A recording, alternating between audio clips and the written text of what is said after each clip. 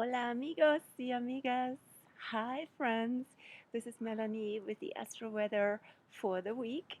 Again from another rooftop, in this case from Mexico City, Ciudad de Mexico, where I've been for 4 days or so, and I will leave in 2 days. It's quite amazing, abundant. There's so much to see, so much to walk. And all of that has been very apropos. Sagittarius, Sun in square with Neptune in Pisces, which culminated on Saturday. So, yes, really swimming, flowing, surfing with what is in literal ways here in Mexico City, and suspending judgment or preconceptions, expectations, anything that we carry is very apropos Mercury retro in Capricorn, which is also going on. So I've been enjoying it and taking it really easy today, just wandering around, finding my way, losing my way, finding my way, and doing all sorts of enjoyable things. Um, Being at cafes, watching people taking beautiful photographs, and so on, and seeing lots of dogs in the park. So the other days have been really very busy, very active, lots of walking, lots of uh, watching, lots of sightseeing and stuff like that. So I needed a chill day here today on the Pisces moon. Day two, and let's see what the weather brings, the cosmic weather for the week. This week, from the 19th, tomorrow, of December until Christmas Day, the 25th, is very special because now we are in the galactic center, or in other words, the sun crosses from Earth perspective the center of the Milky Way galaxy, which is located from our vantage point between 25 and 28, or 26 and 28 Sagittarius. So that is in the calendar, December 17th to 19th, 20th, and it's a very special time where space and time, the axis of space and time meet. And space is associated with Sagittarius, time with Capricorn. Now, that's also where Mercury retrograde is at this point in Capricorn, while the Sun is still in Sag. So Mercury is ahead of the Sun and ahead of the game, while at the same time retro. Also showing us that the mind often gets ahead of everything by, from a Capricorn perspective, taking things too seriously, taking too much on, being in in time scarcity and in scarcity mode in general, and of course slowing down, and ironically, paradoxically, it gives you more time. So we see lots of tricks and lessons from Mercury retrograde at this point. And what's going on this week is right after winter solstice, which I get to in a second, is when Mercury retro meets the Sun on the 22nd of December, meets the Sun and goes behind the Sun. So that is the halfway point of the Mercury retro phase, which happens, 3 times a year, right? 3 times a year we have Mercury retro. And this halfway point is called the point of enlightening insight. So that's the point where we might now, from the solar perspective, consciousness, spirit, the heart is really kicking in and influences and guides the mind. Mind can be, again, from that point on, when Mercury is in the zodiac behind the Sun, can be in the passenger seat, I like to call it, while the Sun is in the driver's seat. And that is the adjustment function of Mercury retrograde. So we're coming to this halfway point, and Mercury is still retro until January 1st. And that is the second half of Mercury retro, also called Promethean phase. The first one was Epimethean phase, first about 1.5 weeks. The second about 1.5 weeks, altogether 3 weeks, is the Promethean phase. The Epimethean phase is a lot about epic old stories that are being processed, circulated, and hopefully also released, and but also met, right? So I was during this Epimethean phase here, specifically in Mexico City, was seeing so many ancient sites, pyramids, anthropological museums. So it's a fantastic time, especially with Capricorn, right, to look into history and into ancient history and into traditions. Then when Mercury, little doggy, when Mercury goes to the Promethean phase, which in a way, right, Prometheus also is Uranus, also rules Aquarius. This is the way forward, this is the way to the future. How can we carry all these experiences into our future and contribute to the future of humanity with what we have experienced and been immersed into? And so then what's going on around winter solstice? I posted an article on my blog specifically for this phase between the sun in the galactic center, which is now the sun crosses the center of the Milky Way galaxy, a sacred point in time and space where the womb of creation um, has been associated with, especially by ancient traditions. And so from that place, light and life is being born again. And that's been celebrated around winter solstice, when we literally slowly see the return, experience the return of daylight. And then, of course, also Christmas. So there's lots of traditions linked into this galactic center winter solstice point. Then we have, winter solstice. I posted a blog article, as I said, for the transition between the galactic center and winter solstice. So when is winter solstice this year? On December 21st, again at 7:27 p.m. Pacific Standard Time. And I posted a chart for that also in that blog, and I can show it to you perhaps if it's here. It should be here in my papers. Here is the winter solstice point, where you can winter solstice chart, where you can also see the Mercury Sun alignment. There it is. Okay. So winter solstice point, Sun and Mercury. Mercury is about to go behind the Sun. And as you see, Mars is also in Sagittarius, giving a lot of energy, a lot of drive to moving with spirit, moving with a light, moving with trust, with hope, with an inner knowing and an inner way of being motivated by the heart, especially, right? And maybe also literally moving around a lot, which is also typical for Christmas. But we want to not just go in circles, especially when Mars will be in square with Neptune, which will be not this week, but soon. I haven't looked it up, but Mars is still in Sagittarius until early January.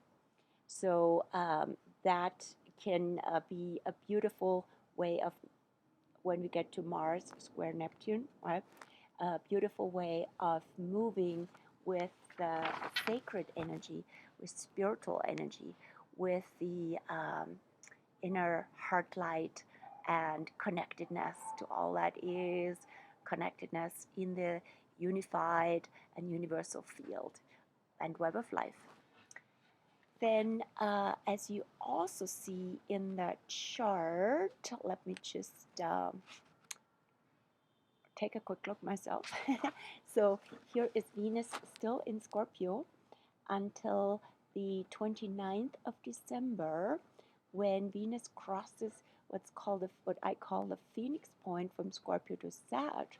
So now we're in a real deep, magical powerful, maybe also a bit of dark energy when it comes to anything related to love, relationships. Also, lots of heartache can come up with Venus in Scorpio, but it is the energy to process all of that with love, and also to go deeper, to be really drawn to magic and powerful, deep, hidden, mysterious experiences. Then as Venus crosses the Phoenix point, then the energy, the heart energy, the love, the attraction goes more outward again, and would be a wonderful time to travel, to hike perhaps, and to see the world, and see the world with new and loving eyes. So more Sagittarius to come, even through Venus and still with Mars, although the Sun and Mercury, right, also going back to Sag, and will be in Sag in backwards and forwards motion until January 13th.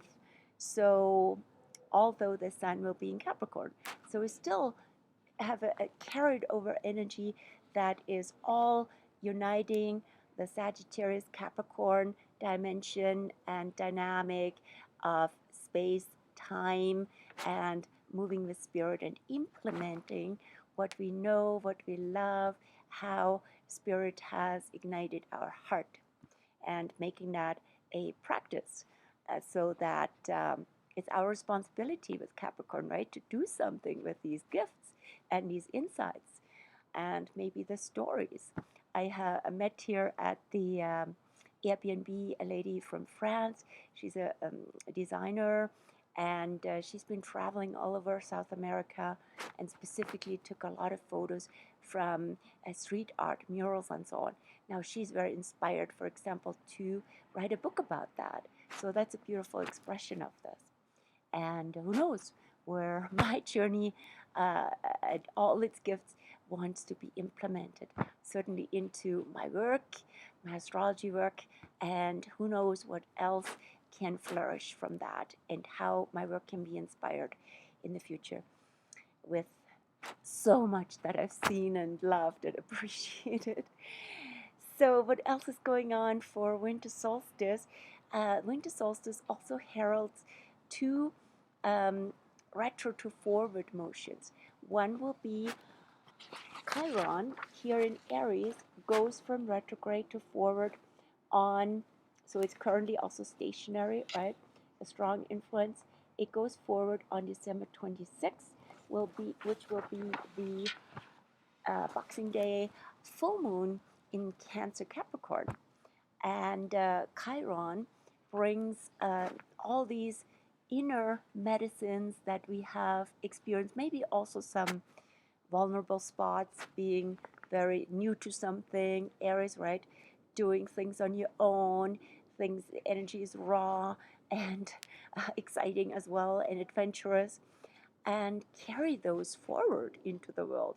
Maybe we gathered more courage, maybe we gathered more autonomy and authenticity. All of that is Aries, right? Warrior spirit. And then the second turnaround is Jupiter. So I'll definitely talk about that again when it becomes actually more acute. Jupiter goes forward from retrograde on December 30th, and Jupiter's in Taurus. Will be actually at winter solstice, met by the moon. Look at that, how beautiful! A Moon-Jupiter alignment will be visible on the evening of the 22nd, is the 21st of December, and also still again the second evening, the 22nd of December, the first full day of winter. And so Jupiter will turn around on the 30th, and that's also bringing all, as I said, all these gifts, the gifts of our appreciation for nature, for the earth, for anything that is that we value, to implement that again in our life and offer it generously out into the world. So winter solstice, and now what else is going on this week? Let me just look into the calendar, and Yeah, we've been talking. So what's before winter solstice on the 20th, we actually have Venus in Scorpio opposing Uranus. Uranus also being retro in Taurus. That's quite exciting too. So there's a lot of um, opportunities to break free, break through in certain dynamics of the heart, of relationships. Venus is related to that, and opposition is also related to that. Maybe also beautiful opportunities for new encounters. And it's a lot about freedom, really, right? And freedom from old um, repressed experiences, but also for um, embodied freedom, for joy, and for breakthroughs in that regard with Uranus. It's getting darker now, but it's no wonder it's already 6:22 p.m. here. This is the Venus-Uranus dynamic on the 20th. Then otherwise, besides Mercury going back into Sag on the 22nd, just after the point of enlightening insight, that's big news this week because then the energy can again, uh, our interest, our mentality with Mercury, our communications, they can be more inspired again from the heart. Maybe now we've been dealing a lot with challenges from the Capricorn side, but also seeing what's in us when things get tougher. But they can become more fun again. So, and then we're nearing Christmas on the 24th with the moon in Gemini, bringing lightness and a lot of need and opportunity for conversations with people. And yeah, so that's Christmas Eve and Christmas Day, the moon in Gemini. Then, yeah, Christmas Day. Okay, I'm in the wrong. Mercury retro. Let's turn things around. Um, yeah, on Christmas Day we have also beautiful alignment of Venus in Scorpio, in late Scorpio, in trine with Neptune in Pisces. So Neptune is the higher octave of Venus and is in its own sign of Pisces right now. This is a wonderful energy for being open to blessings, to miracles, to magic also, the magic of Christmas with Venus in Scorpio. And that's the finale here from my Astro News video-wise, as it's getting darker, as you see. And I've been crossing the 18-minute mark. I wish you a wonderful week, and see you again next time from maybe yet another rooftop. Take care. Bye.